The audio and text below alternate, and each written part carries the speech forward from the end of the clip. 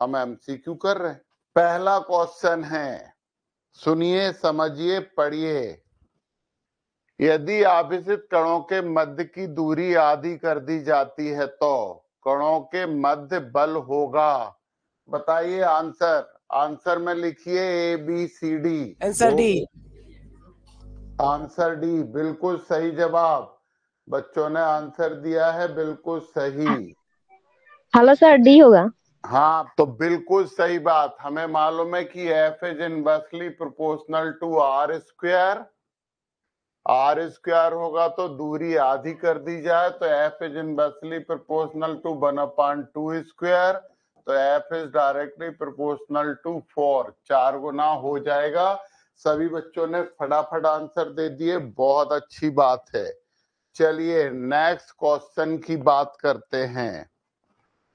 दो आवेश +1 माइक्रोकूलम और +5 माइक्रोकूलम एक दूसरे से कुछ दूरी पर स्थित हैं। उन पर लगने वाले बलों का अनुपात क्या होगा? चैट में लिख दें, ऑप्शन में आंसर दें इसका दूसरे वाले क्वेश्चन का आंसर बी। तो रानी कुमारी ने बी बताया है और आदर्श कुमार ने ए बोला है। आदर्श कुमार ने ए बोला है। ओके, फटाफट संगीता कुमारी ने भी ए बोला है और राजदीप कह रहे हैं सी। तो बच्चों ये बात आप कॉपी में नोट करिए।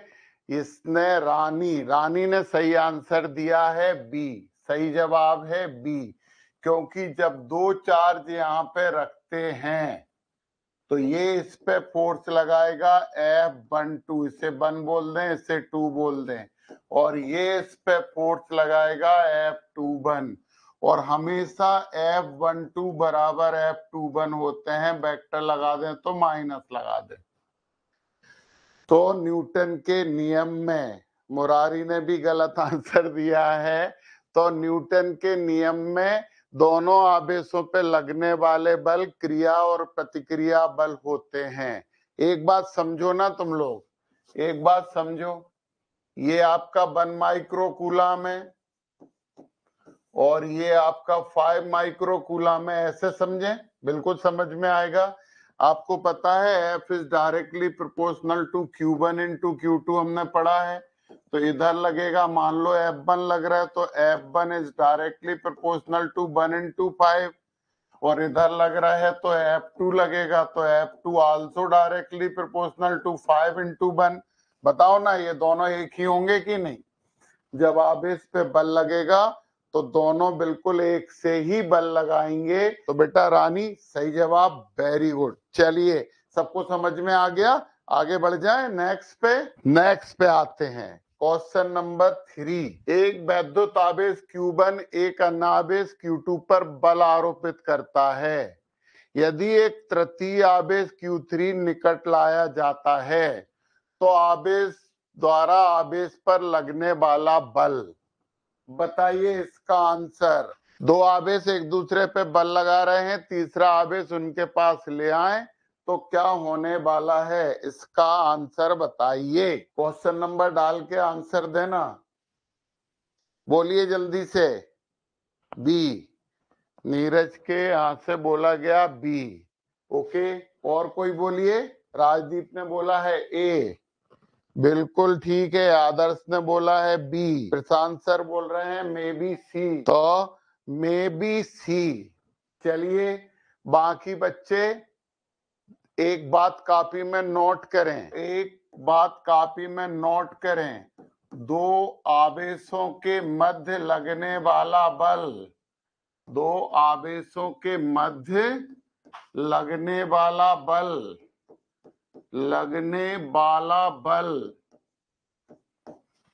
अन्य आवेश की उपस्थिति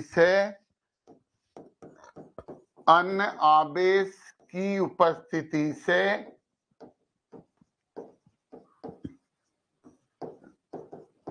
प्रभावित नहीं होता है।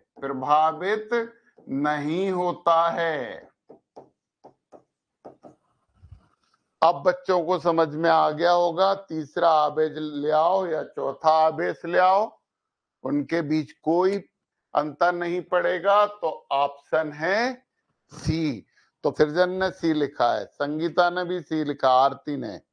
कॉन्फिडेंस आपको खुद को डेवलप करना पड़ेगा बच्चों, है ना। कॉन्फिडेंस होना जरूरी है, क्योंकि नीट में तो एक गलत हो जाए तो माइनस हो जाता है ना, दोनों में माइनस मार्किंग है।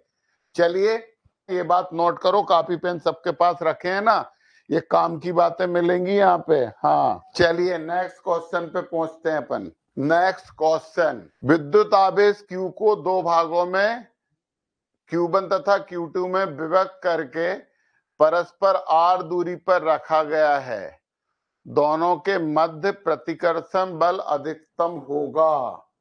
दोनों के मध्य प्रतिकर्षण बल अधिकतम होगा। Question number 4। अब हम तुम्हें एक चीज समझाते हैं, हम फिर से बोल रहे हैं हर बच्चे के पास कॉपी पेन होना चाहिए, साथ लिखने का मौका देंगे यहाँ पे, क्योंकि जब MCQ करेंगे कुछ बातें हम समझाएंगे। तो यहाँ पे हम एक चीज सब बच्चों को समझा रहे हैं, पहले वो समझ लो। हमें हिंदी नहीं, मैक्सिमा मतलब अधिकतम, अधिकतम, और मिनिमा का मतलब होता है, मिनिमा का मतलब होता है न्यूनतम। पहले ये चीज समझो, और तुम लोग कॉपी पेन खोल के रखो सब लोग, ये साथ साथ लिखना। हम मैक्सिमा और मिनिमा की बात कर रहे हैं, और ये मैक्सिमा और मिनिमा पता किए जाते हैं अवकलन से, डिफरेंशिएशन से। अवकलन, मैक्सिमा और मिनिमा पता किए जाते हैं अवकलन से। हमें लगता है कि अभी तक हमने जितना फिजिक्स में पढ़ाया है ना, उन सबसे और अच्छी बात हम आपको समझा रहे हैं, इसलिए बहुत ध्यान से समझ लीजिए। तो मैक्सिमा मिनिमा हम निकालते हैं अवकलन से। एक इमेज करो, बल लग रहा है और समय के सापेक्ष लग रहा है, बल लग रहा है और समय के सापेक्ष लग रहा है। जब ये ग्राफ ऐसा चलेगा और फिर ऐसा आके ऐसा चलेगा, देखिए बल सबसे ज्यादा कहां लग रहा है, ये पॉइंट है ए पॉइंट, ए पॉइंट पे बल कैसा है, मैक्सिमम, अधिकतम। और बी पॉइंट ये है, बी पॉइंट पे बल कैसा है, यहाँ पे जो बल है बी पॉइंट पे वो कैसा है, न्यूनतम। ए पॉइंट पे बल अधिकतम है और बी पॉइंट पे बल न्यूनतम है। अब अवकलन क्या निकालता है, अवकलन आपको क्या निकाल के देता है, हर बात नोट करते जाना साथ साथ। अवकलन क्या निकालता है, ये निकालता है परिवर्तन की दर, परिवर्तन की दर। अवकलन से हम क्या पता करते हैं, परिवर्तन की दर। ये बहुत बहुत जगह यूज होगा मैक्सिमा और मिनिमा, अधिकतम वाली न्यूनतम वाली बात, समझ गए। और कई बार पेपरों में आया है, नीट में भी और जेई में भी। तो अवकलन मतलब परिवर्तन की दर। आप देखो यहां से यहां तक बल परिवर्तित हो रहा है, बढ़ रहा है, बढ़ रहा है, बढ़ रहा है, और यहां पे जाके बढ़ना बंद हो गया, यहां पे जाके बढ़ना बंद हो गया। तो ए पे बल के परिवर्तन की ऊपर की तरफ की दर 0 हो जाएगी, ए पे परिवर्तन नहीं हो रहा है। इसके बाद परिवर्तन होगा तो ये कम होना शुरू हो जाएगा, और कम होते होते कहां आ गया, बी पे। बी पे फिर देखिए परिवर्तन की दर 0 हो गई, अब ये कम नहीं हो रहा है, अब फिर आगे बढ़ेगा तो ये और ऊपर जाएगा। समझिए आप इसे, मतलब ए पे आपका क्या हो गया, अधिकतम, इसे आप मैक्सिमा ही लिखेंगे, सब बच्चों को आती है इतनी इंग्लिश। और बी को क्या लिखेंगे, बी को अपन लिखेंगे मिनिमा, न्यूनतम।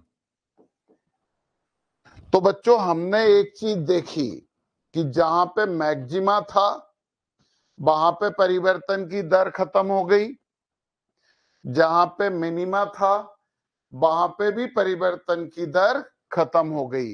इसका मतलब ये है कि for maxima and minima, maxima and minima,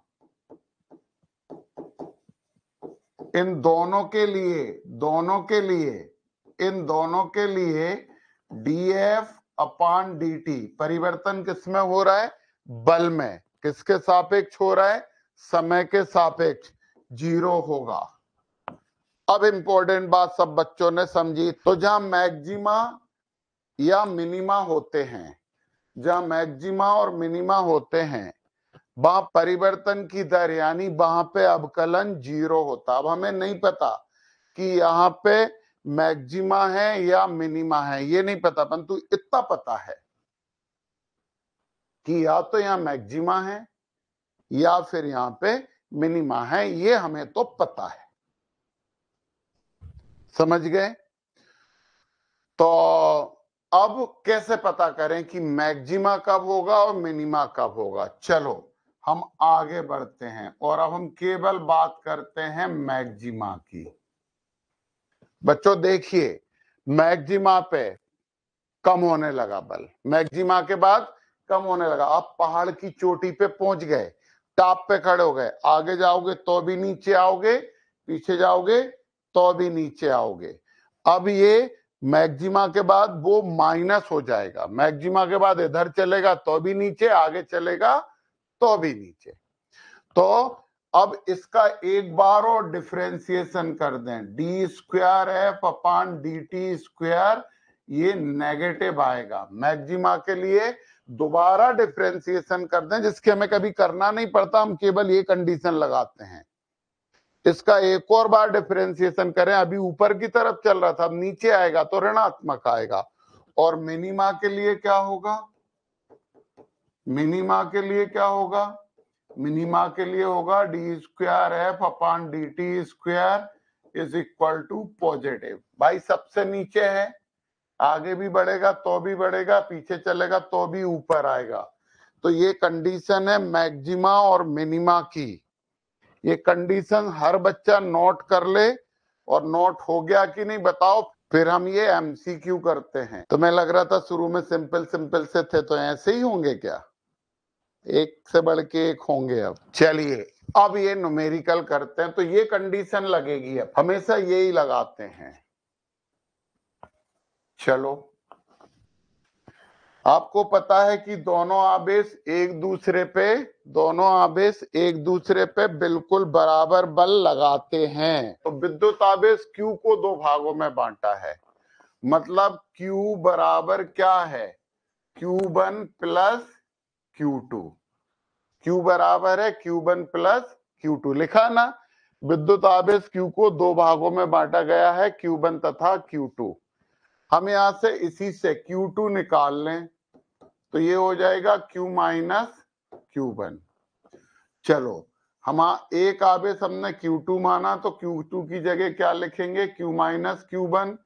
चलो, इनके बीच बल Q1 तथा Q2 के मध्य बल F बराबर 1/4 pi epsilon not Q1 Q2 upon R square, ये बल लगेगा। हम Q2 की जगह ये वाली बात रख दें तो F बराबर हो जाएगा 1/4 पाई एप्सिलॉन नॉट Q1, और Q2 की जगह हमने क्या लिख दिया? Q minus Q1 upon R square. अब बल किस पे लग रहा है? आवेश की तुलना में लग रहा है, क्योंकि उन्होंने आवेश बांटे हैं। फॉर मैक्सिमा यदि हम बात कर रहे हैं तो फॉर मैक्सिमा का मतलब अधिकतम, आपका DF upon DQ1 is equal to 0। दोनों में से एक आवेश ले सकते थे, Q1 ले सकते थे या Q2 भी ले सकते थे। अपन ने Q2 को Q1 में बदल दिया, ये अवकलन 0 होगा। ये होगा मैक्सिमा की कंडीशन। हम फिर से बोल रहे हैं बच्चों, ये न्यूमेरिकल आते ही आते हैं, और ये तो आपके स्कूल के पेपर में भी आ जाते हैं। जिनके बोर्ड में MCQ आते हैं उनके यहाँ ये आ सकते हैं। चलो, F का मान रखो यहाँ पे, D अपॉन DQ1, F का मान रख दिया हमने 1/4πε0 Q1 into Q minus Q1 upon R square is equal to 0। ये है यहां पे जो कांस्टेंट है वो बाहर आ जाएंगे। बाहर कौन कौन आ जाएंगे? 4πε0 R स्क्वायर। दूरी से तो कोई मतलब ही नहीं है, वो तो बदल ही नहीं रहे।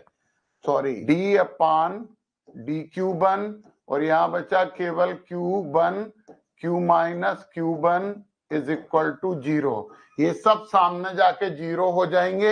हमारे पास बचेगा d अपान डी Q1 और इसका अंदर इंटू भी कर दो तो Q1 Q minus Q1 square is equal to 0। अब आपको किसके रिस्पेक्ट में करना है? Q1 का होगा केवल, तो इसका Q1 का करोगे तो कितना आ जाएगा? 1। Q1 का अवकलन डिफरेंशिएशन 1 होता है, केवल बचेगा यहाँ पे Q और यहाँ पे यदि करेंगे तो 2Q1 आ जाएगा।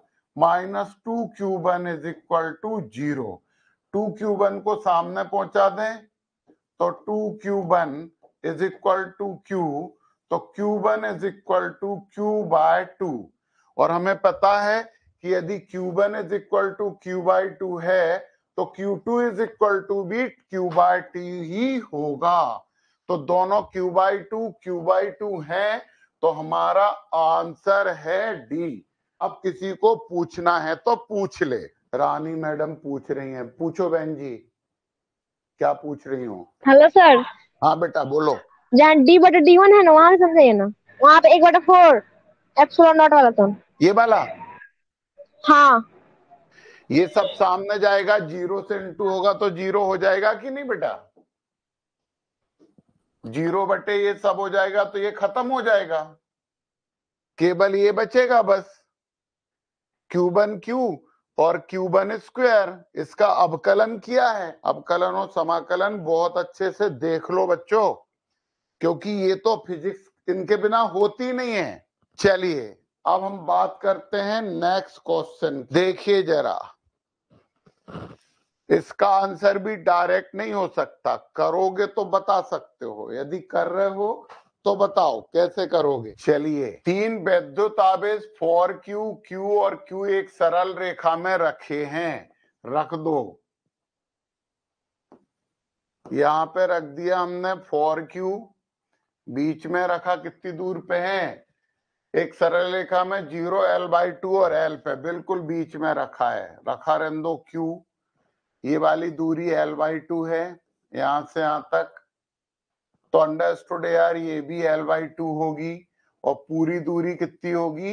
L होगी और यहां पे रखा हुआ है Q। आवेश Q पर परिणामी बल 0 होगा यदि Q बराबर हो। तो पता है हम क्या करते हैं? इन दोनों का गुणनफल बराबर, इन दोनों का गुणनफल और इन दोनों का गुणनफल का योग बराबर होना चाहिए। मतलब F4Q इंटू Q बराबर, सॉरी, इनका योग 0 होना चाहिए, प्लस F4Q इंटू Q बराबर 0 होना चाहिए। सुनो, हमारी बात सुनो। संतुलन की अवस्था, संतुलन की अवस्था इंग्लिश में इक्विलिब्रियम बोलते हैं। इक्विलिब्रियम में लगने वाले सभी बल संतुलित होते हैं, कुल बलों का योग 0 होता है। संतुलन की अवस्था में क्या होता है?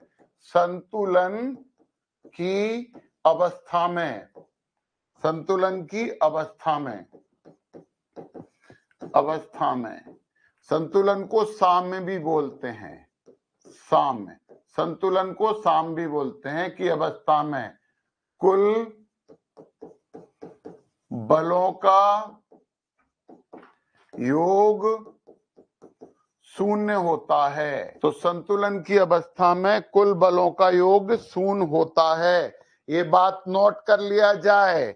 तो इन दोनों के बीच लगने वाला बल और इन दोनों के बीच लगने वाला बल हमने देखा, यहाँ पे 2 के बीच में लग रहा था, तो 4Q और Q के मध्य लगने वाला बल फॉर क्यू और क्यू, और दोनों के बीच लगने वाला बल बिल्कुल बराबर है। अच्छा, हमने दोनों एक ही लिख दिए ना, plus F Q into Q is equal to 0 होगा। फॉर क्यू इंटू क्यू, इन दोनों के बीच लगाओ फॉर क्यू इंटू क्यू, और F Q into Q is equal to 0। बोलो, कंफ्यूजन तो नहीं हुआ है बच्चों को? तो कुल बलों का योग 0 होता है, तो इसके और इसके बीच में बल, और फिर Q और Q के बीच में हमने लिख दिया। इसे भी लिख सकते थे, परंतु अपन ने Q चाहिए, हम थोड़ा सा उसे व्यवस्थित कर देते हैं तो टेंशन आपका कम हो जाएगा। ये वाली लाइन हटाई हमने ये लिख दिया, ये भी क्रॉस हटाओ, हम यहाँ पे ये लिख देते हैं। इन दोनों के बीच कोई सा भी बराबर होगा, फॉर Q और Q के बीच लगने वाला बल और फिर Q और Q के बीच लगने वाले बल का योग 0 होगा। अब हम करते हैं आगे। बच्चे सुन मत रहो, इससे तो समझना ही पड़ेगा, कैरियर बनाना है तो आपको समझना ही पड़ेगा। तो हमने ये इनके बीच लगने वाला बल कितना होगा बताओ? फॉर क्यू और क्यू के बीच दूरी कितनी है? फॉर क्यू और क्यू के बीच में एल। तो हम क्या लिखेंगे? हम ये लिख रहे हैं यहाँ पे, ये हो जाए। कौन कुछ पूछ रहा है? रानी बेटा पूछ। फिर से बताइए सर। फिर से समझा देते हैं। ये समझा तुमने? संतुलन की अवस्था में साम्य अवस्था में कुल बलों का योग 0 होता है। ये 3 आवेश हैं, इनके बीच बल लगेगा, इनके बीच बल लगेगा, इनके बीच बल लगेगा, सबका योग 0 होता। हम 2 बल यहाँ पे लेते हैं, एक इन दोनों के बीच लगने वाला बल और एक इन दोनों के बीच लगने वाला बल। बैलेंस तो तभी होंगे, तो ये दोनों बराबर 0 हो गए, क्योंकि साम्य अवस्था में, संतुलन की अवस्था में है ना। यदि 3 विद्युत फॉर क्यू एक साम्य रेखा में रखें तो स्थिति पर रखे गए हैं आवेश क्यू पर परिणामी बल 0 होगा। परिणामी बल 0 होने का मतलब भी यही है संतुलन की अवस्था का मतलब क्या है? परिणामी बल 0। ये बात लिख लो, बिल्कुल समझ में आएगा। तो ये 3 रखे थे, हमने रख दिए L/2। बोला पहला 0 पे रखा है, दूसरा L/2 पे रखा, तीसरा L पे रखा, पूरी L हो गई, ये आधी आधी हो गई। तो इसका मान अब रख रहे हैं अपन, ये हो जाएगा 1/4πε0 फॉर Q इंटू Q अपान, इन दोनों के बीच की दूरी कितनी है? L स्क्वायर, प्लस ये लिख रहे हैं Q और Q के बीच की दूरी कितनी है? L/2, 1/4πε0 Q इंटू Q अपान L/2 का होल स्क्वायर बराबर 0। चलो इसे ऐसा करते हैं, 1/4πε0 फॉर Q इंटू Q लिख रहे हैं। तुम बोलोगे सर गुणा करके स्क्वायर क्यों नहीं लिख रहे? हम बता देंगे अभी यार। ये हो जाएगा 1/4πε0 Q इंटू Q अपान L/2 का होल स्क्वायर, मतलब L स्क्वायर बटे 4, तो 4 का ऊपर इंटू हो जाएगा। तो बच्चों देखो जरा, इस 4 से ये 4 कट गया, इस Q से ये Q कट गया, 4πε0 से 4πε0 कट गया, L स्क्वायर से L स्क्वायर कट गया। तो क्या बचा यहाँ पे? यहाँ पे बचा Q is equal to -Q। तो या Q इज इक्वल टू क्या होगा? -Q। कहीं आ रहा है आंसर हमारा? Q is equal to -Q। ये है हमारा ऑप्शन फर्स्ट। देख लीजिए, समझ लीजिए।